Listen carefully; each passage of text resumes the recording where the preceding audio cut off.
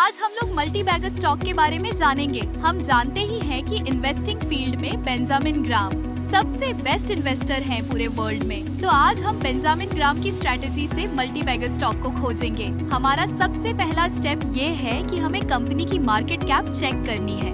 Next step में net profit देखना है, तो कंपनी 10 सालों से नेट प्रॉफिट कर रही है। बाद में हम देखेंगे कंपनी की रिटर्न ऑन इक्विटी, जो कि अच्छी है पिछले 5-6 साल से।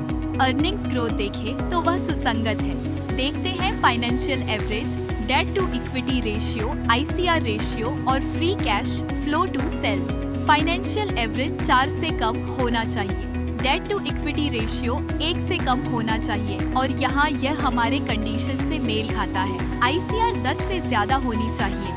यह company free cash flow to sales generate कर रही है। आगे फाइनेंशियल हेल्थ देखते हैं। हम देख सकते हैं कि कंपनी की फाइनेंशियल हेल्थ अच्छी है। अब सेल्स पर नजर डालते हैं। कंपनी पिछले 10 सालों से बढ़ती हुई सेल्स कर रही है, मतलब ये बहुत अच्छे तरीके से काम कर रही है।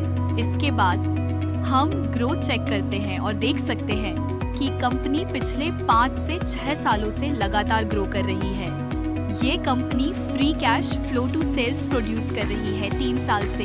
यह एक गुड थिंग है। देख सकते हैं कि यह स्टॉक अच्छा खासा इन्वेस्टमेंट रिटर्न और स्पेक्युलेटिव रिटर्न देता है, कैपिटल गेन्स को शामिल करते हुए। अगले 10 साल में अपने फंडामेंटल डेटा के हिसाब से यह तीनों टर्म्स अपनी कंडीशन से एप्लीकेबल है। फ्यूचर व्यूज देखते हुए इन्वेस्टमेंट पर्पस के हिसाब से यह उपयोगी है, इसलिए हम इसे मल्टी बैगर स्टॉक मानते हैं।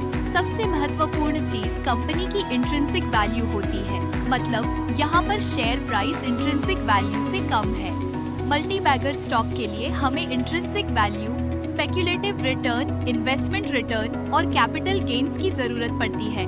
ये कंपनी इन सभी कंडीशन से मैच करती है। यह सबसे अच्छा मल्टी बैगर स्टॉक है भविष्य के लिए। स्टॉक का नाम ही आंध्रा पेपर लिमिटेड